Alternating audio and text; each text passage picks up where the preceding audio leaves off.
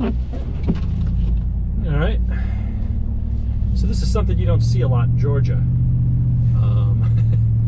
We don't get snow very often. So when we do, I like to go out driving in it. The problem is I don't know exactly where the road is and what's on the shoulder, so a little bit of guesswork here. But growing up in the Northeast and stuff, this is just a way of life. Only instead of getting a snowstorm measured in 1 to 2 inches, you get it measured in feet. But every once in a while, as much as I hate snow because I can't ride my bike, I'm not that crazy.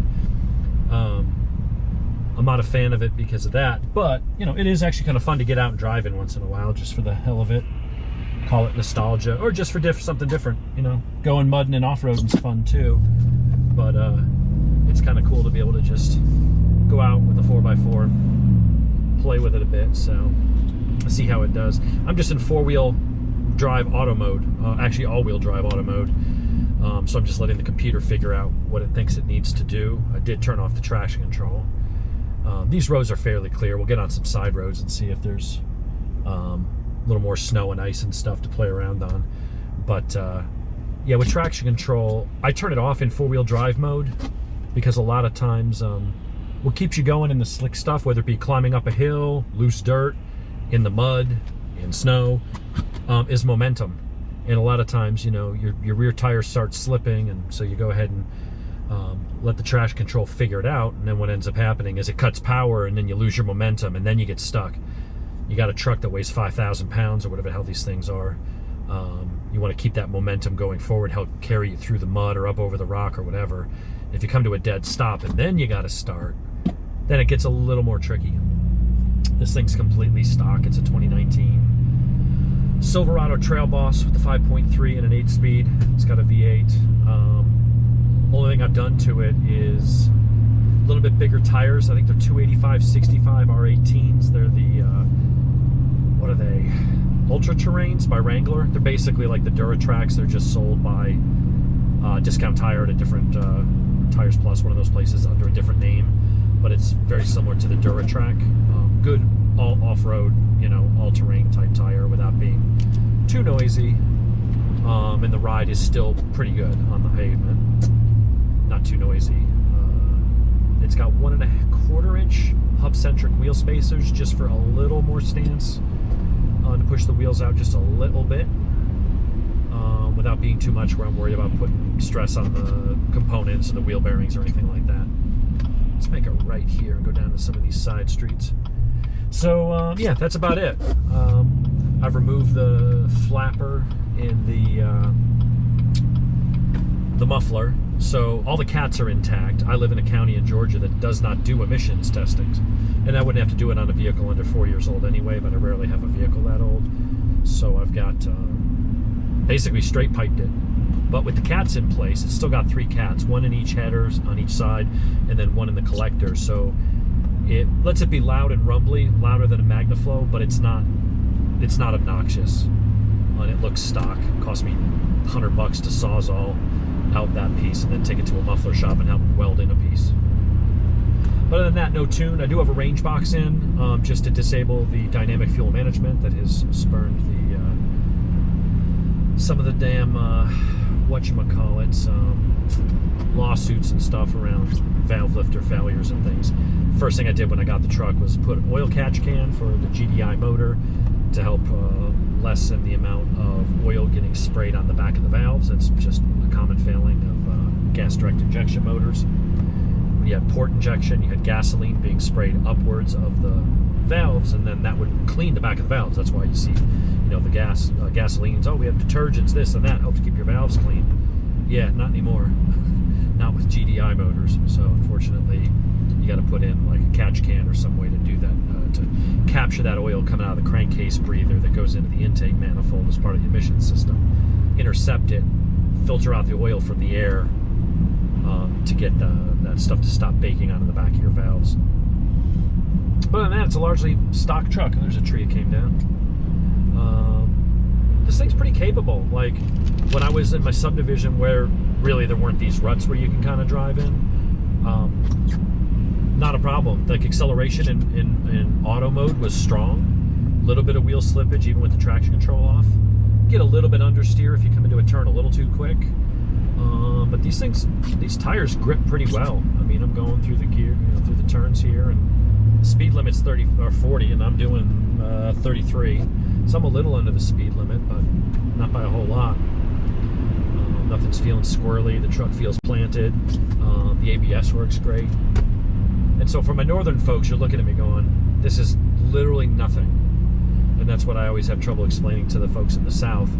And I know it's not their fault. They don't get a lot of snow. There's no snow infrastructure down here. They don't have plows. So it's kind of a problem. But a lot of it is just, driving in snow is not really that hard. Ice, that's a problem. Doesn't matter what kind of vehicle, unless you got studded tires, which a lot of states don't even allow, or chains. Yeah, ice is a problem. But snow, the average front-wheel drive car with decent tires that aren't bald, you could drive through 6 or 8 inches of snow relatively easily. If you've got any kind of 4-wheel drive that, again, has any kind of decent tires, you can drive it through a foot and a half of snow. I mean, it really isn't hard. You just slow down a little bit. Don't take the turns too fast, because that's when you'll just slide into a ditch. And try to keep your momentum. It's like riding a motorcycle on track. Everything you do, be smooth. Right? Don't be ham-fisted on the gas. Don't stab the brakes. Slow down gradually into the corners. Accelerate gradually out. And you'll be okay. It's not that big a deal. Especially in this stuff. I mean, I could go faster in here. But it's been a couple years since I drove in snow. And I'm like, Especially if I'm videoing it and I'm talking about how driving in snow is easy. I don't want to be that dick that ends up in a ditch. Because I hit a patch of ice, went too quick into the turn. Although it'd probably be great for views. But yeah, so this is our Georgia weather. A week and a half ago, I was swimming in my pool. It was 72 degrees, and I was swimming. So what do we got going on here? Looks like someone's probably off the road. This happened last year. Actually, it could be a tree down in the middle of the road. So we'll see what happens. This girl's gonna come up and talk to me. Oh, maybe not. So, yep, someone's down in a ditch. So you see a lot of that, and that's what typically happens here. Amazon's still delivering. That's what happens a lot here, is folks that haven't driven in this before. And I know I just got done saying that driving in snow is fairly easy, but it really is, And so now what you've got here is someone came around the turn too quick and whoop, right into a ditch. So they're down an embankment, so I'm going to go up here and turn around and go back the other way or something. So, yeah. Anyway, I could sit here and wait, but that'll probably be boring for me and boring for you to watch. So, I guess that's what we'll do. We'll go up, turn around. Yeah, someone went off pretty good. Yeah, so the acceleration's pretty strong, and I'm still in auto mode. It's like I'm not even in full 4-wheel drive. This does have a G80 diff locker. It's mechanical. I can't turn it on manually. But if one of the back wheels slips for more than like a second, it automatically engages and locks the diff. So I've got that, and then I've just got the front. But if I punch it here, like acceleration's actually pretty good. These tires dig in fairly well. See, we've got some downhill into slush and ice on the brakes. Not a problem. ABS is not even kicking in. So, all right, let's go back this way. Yeah, acceleration's good. So I was kind of hoping there would be more snow. It's like this is just enough to ruin my day. I can't go riding. Weather sucks. There's nothing to do outside. So I figure, well, hey, I'll go drive it. It'll be fun. The roads will be roughly, hardly anybody out there. Everybody's stocked up on bread and milk to last them 2 months, as evidenced by the empty shelves I saw at the store yesterday. So I figured I could go out and have some fun, but honestly, there's really no challenge here. I've got to get onto a road that people haven't been driving on yet and get some virgin snow. Go find a parking lot. So,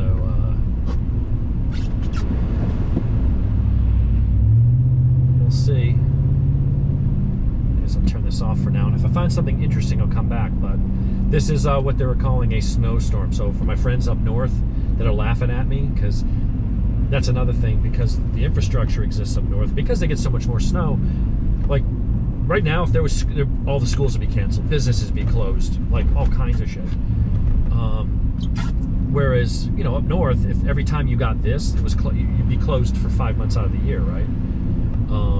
So it's definitely a different world down here. I tell my friends, I'm like, if there was like 6 inches of snow, you'd be lucky to get a 2-hour delay for school. If it's not approaching a foot, you're going to school. Or you're going to work. I mean, I remember days when I was working at Rockaway Mall and having an Andover, which is a pretty good drive, 25 miles or something like that. And I'm on I-80 in a rear-wheel drive 1979 Mercury Grand Marquis that I bought from my grandparents. And I'm driving through 8 inches of snow. The plows hadn't gotten out yet, but I had opened up the store. I worked at a Hallmark store at the mall when I was 19 or something like that. And yeah, I had to drive through 8 to 10 inches of snow on the interstate in a rear-wheel drive car with shit tires to get to work. And halfway there, my heater core blew out, so all of a sudden my car filled up with steam. And it was, the windows all fogged up, and I tried wiping them with my sleeve, and all it did was smear because it had coolant in it. So that steam had coolant, so it was, I had to sit there and roll down the window and drive with my head out the window in the snow down the interstate at 45 miles an hour in a rear-wheel drive car to get to work. And that was just like a normal day. It was like, oh, this is inconvenient. But it's like, that's just how you live. Here, it shuts everything down, man. It's crazy. So I'm going to go see if I can find some snow, if I find any interesting roads, or maybe there's a subdivision that they're getting ready to build. And so maybe they've bulldozed the land, and I can get on there, maybe some snow over some dirt or something. I'll go find some place to maybe do a little 4x4 fun. But anyway, if I don't, enjoy your Sunday. This is Georgia on a nice crisp winter morning. All right, here we'll try a little bit of acceleration. So I am just traction off, all-wheel drive auto, 4-wheel drive not locked or anything like that. So let's see how it accelerates, and then we'll do a brake check.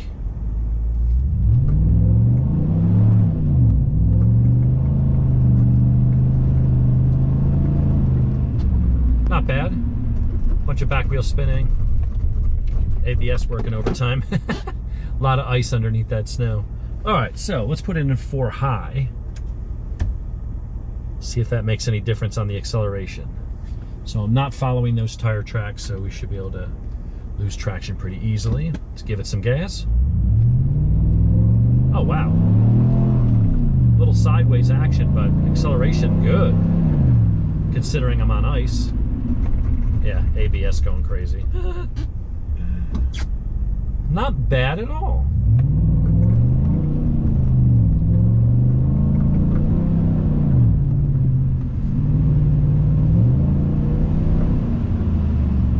This truck is capable. So here it hadn't been driven on much. Oh, and of course there's GSP. Well, we'll see if he gives me a ticket for being here on the whatchamacallit, on the road I'm not supposed to be on. Perfect timing, yo. All right. I'm on a closed road. I'm sure he's got better stuff to do. Yeah, so that was pretty good. I could feel a difference in auto mode. I felt the front engaging and disengaging as kind of as needed. It kept me going. I kept in a straight line, didn't have to back off the throttle too much. So that was okay, but definitely putting it into 4-wheel high really made a difference. Both front wheels felt like they were pulling, kept me tracking better, and the acceleration was much more strong. I didn't have as much rear tire spinach, even though I had traction control off for both runs. So yeah, my buddy Jonathan, he's driving up to South Carolina where there's apparently more snow, and he's in one of these, but he does not have 4-wheel drive, and he has all-season radials, and he is hating life right now. So I'm gonna give him a phone call, see how he's doing, but he just texted us and said, yeah, I'm gonna need to trade in on a 4-wheel drive truck. And that's the thing, you know, in the South, you know, know, it doesn't snow much. You don't really need four-wheel drive until you really need it. And that's kind of the issue with it, is you get to a certain point, and this road looks like it's a little more slushy. It's residential. Oh well. See if it has a through to the other side. But yeah, you don't need it too much until one day you definitely need it. And so my first pickup truck was a 99 F-150 XLT, and bought it here in Georgia and wanted a 4x4, but the guy was like, well, you don't need four-wheel drive, you don't need this. And it turns out, well, at the time he didn't have any on the lot for some reason. So I was like, you're much younger, and I'm like, all right, fine, whatever, I live in the South. He's like, well, it never really snows down here and this and that. Well, then invariably a year later or 2 years later, I moved back to New Jersey for a while and got it stuck in a field. Wasn't even snow, but trying to get home to where I was living in Califon, New Jersey, going up my street, I had, no joke, 600 pounds of sandbags and wooden pallets in the bed of my truck and legit snow tires. I couldn't get home. Couldn't get up the hill. It would be like driving on a road like this, coming the other way, coming up that hill. Could not do it. Vowed then and there, I will never own another pickup truck or SUV that does not have four-wheel drive. Just one of those things where you may not need it most of the time, but there will be a time you do. It could be in a muddy field, it could be roads washed out, who knows? It could be anything. But you need to have it. So, Jonathan, hopefully you're watching this and learning. And you're from the north, you should know better. So, yeah, anyway. I was trying to find some like subdivisions that aren't built yet, like they just cleared the land, and you know, maybe get in there on some snow on top of some mud. Although I don't want to get myself buried if it's too thick of mud. Have to call my wife to come out with her brand new truck to pull me out. That will be a fun phone call. I'll get a bunch of I told you so's. But yeah, well, anyway, that's all we got. Georgia finally got snow. This is what the stores, people were panic buying, and no toilet paper at all in the frickin' supermarket yesterday. And that's not from COVID. Ooh, hawk. Oh, ran into a branch and almost knocked itself out of the sky. I don't even know where the hell we are. I guess this isn't a through street. Now we're gonna go, let's go up a hill. A little slippage, and then it digs right in. Those kids are probably like, damn it, I want to sled down this hill and there's a truck coming. But yeah, so anyway, I don't know. The store's empty, like no ground beef, no chicken, like everything. And it's like, okay, the roads are a little slick, and if you don't have four-wheel drive and you're not used to drive, okay, it's gonna melt tomorrow. It's not like they're saying, oh, there's 2 feet of snow, and in a city with no plows, you know, you're gonna be stuck in your house for a week. It's gonna melt tomorrow. This will be gone by tomorrow afternoon, other than a little bit maybe on the grass, but the roads will be clear. And so it's crazy to me that the toilet paper is, it's like, what do you think's gonna happen? Like, all right, we're gonna be snowed in for a day. Let's all sit home and do diarrhea or something. I don't know. It's really freaking weird. So anyway, what's up, people? They're waving. They don't even know me. I don't live here. But yeah, that's Snowpocaplypse. 2022 Snowmageddon. This is what all the hype was about. 4 days of panic buying and the news harping on this and everybody being afraid because their TV told them to be afraid. And it's like, really? This is nothing. It's nothing. Anyway, back to your regular scheduled program. This is sketchy. So I came down this hill, and you can't see behind me. We're on like a 14% grade here. And this was, so coming down the hill, there's a roundabout. And then the ABS kicked in, and I was just sliding down the hill. And at the end of the roundabout, you go off, and it's right into a ravine. That was sketchy. I was like, oh, I hope I can stop in time. So that's the problem with the stuff, is ice. When you get ice, I mean, climbing right up this, I would be flooring it right now and just scooting right up this, but there's little kids running around. So, but yeah, that was a steep hill. And having to go down that. Actually, that's a long hill. It'd be good to go down there and climb all the way back up. But here's another hill I had to climb up to get onto this road. I'll show it to you right here. Yeah, see, the temperature's dropping, so a lot of the snow is starting to freeze up. And we had freezing rain first, so there is like a little bit of a layer of stuff. But this is a fairly steep hill here, so this is where I've got to be careful not to slide down into traffic right as a truck comes along. So braking, honestly, is probably the hardest part about driving in this shit, is just coming to a stop. When you're on a hill like this, actually, that's not too bad. The other hill was sketchy as hell. This was actually pretty easy. That was a steep incline too. That was a 15% grade. But the brakes handled it just fine. Tires dug in a little bit. But when I went down that other street that you saw me climbing out of, that street had no tire marks really on it, like 1 or 2 sets. And it came down to a cul-de-sac at the bottom of a steep hill. And there was not even a curb there to help stop you. So you'd go off the edge of the grass, or you hit the edge of the pavement right into grass, and then it dropped off at about 4 feet down into trees. So that I probably should have had the camera on, but I was on the phone with Jonathan, so I didn't want the conversation on the video. But that was sketchy. That could have been no bueno. That would have been a fun call to the wife. Hey, call a tow truck. I'm down in a ravine and my truck is totaled. So climbing, no problem.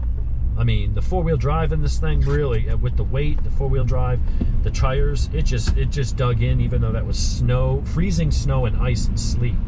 It just crawled up it, and I could have gone up it fast if I wanted. But just in case I started sliding or fishtailing, there's little kids running around. I didn't want to be that guy.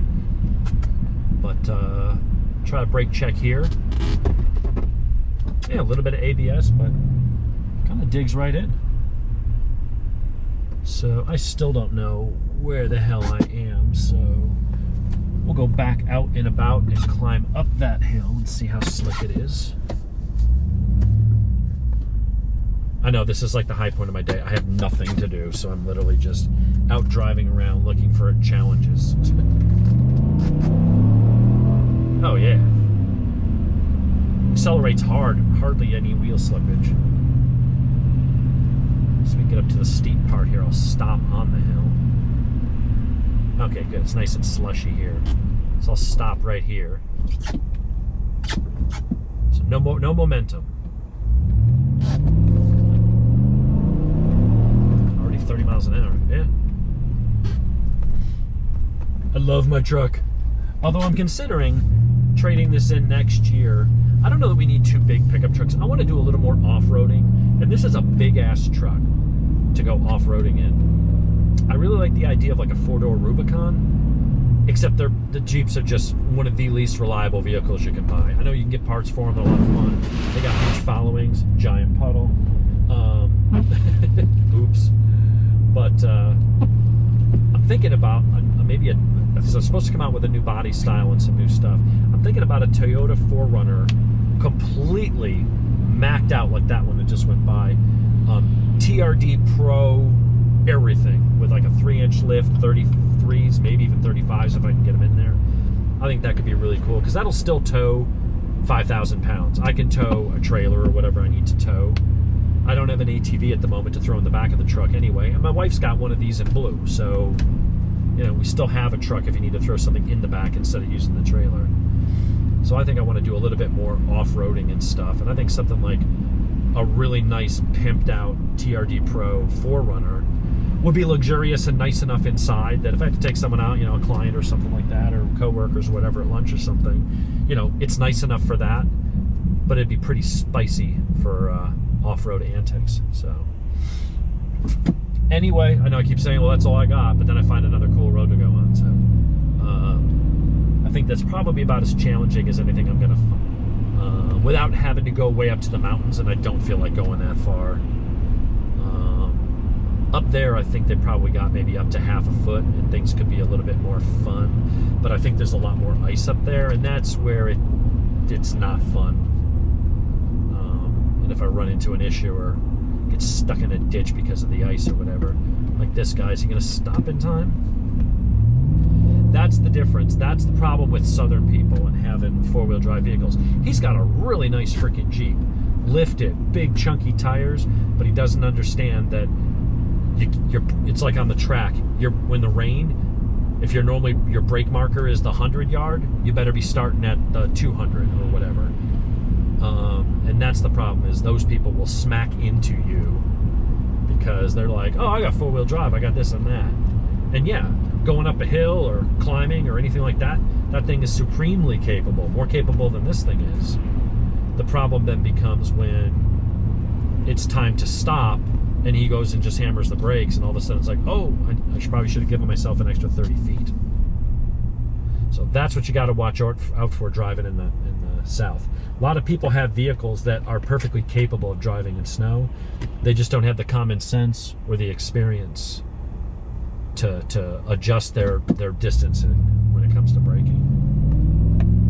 So if you're in the South, let this serve as a little bit of a tutorial. If you're in the North, continue laughing at me for thinking that this is actually like difficult driving. I know it's not. This is more for my Southern peeps. Anyway, take care. Again. Yeah, so one little last place we're going to check out. See how it's doing. There's a bunch of trees down back in here. Oh, a whole bunch of trees back in there split. A bunch of trees smashed in half. I saw some Georgia power trucks trying to restore power. Looks like I don't see any lights on in this area. So it looks like these folks are all without power. That guy's waving to me. Don't know why. Probably telling me that there's a road crew down here. We'll see. Or he thought he recognized me. Maybe I've got one of those faces. But there's a house up here. We'll see if anybody recognizes it. If I can get to it. Unless there's a tree down and that's what the person was flashing me, letting me know the road's closed up ahead. We'll find out. But there is a famous house from a pretty popular TV show that is on the Netflixes. There's some nice houses in here too. This is right down the street from our house. We're in Lake Lanier Islands right now. Nice gates. So there is a house up here on the right that me and Mike found one day by accident. And I was watching the show. I'm like, back the F up, dude. I'm like, he's like, what? I'm like, oh, another tree down, branch came down. And it was after like the hurricane came through a couple years ago. We had the edge of a hurricane come through and knock out power for 4 days. And a bunch of other crap. So I came down here, and I think it's on this little road. I was like, stop, back up, let me look at that house. And sure enough, when I stopped and looked at it, we're getting close. Yep, it's right up here. So you may recognize that house when I get up to it. Looks like it's got some stuff going on there. So right here, what I'm going to do is I'm going to turn the camera and look through the gate here. Let's see, let's unplug this. You tell me what house that is right there. From a popular TV Netflix show that is about to enter season 4. That's your clue. We found that by accident one day. We're just driving along and I'm like, dude, that's the house from. And it turns out it was the house from. We'll get it when we come up the other way. Great show. Season 4 is either out now or it's about to come out maybe in the next month or so. Might be the final season of it too. So let's just go ahead. We'll turn around here. No alcohol, no pets. I have neither with me. But we're not going onto the lake, so I'm not going to pay the $5 for parking. We will just go this away. And see if you can see the house from this angle. And there's the dock out there, which has been used in the filming.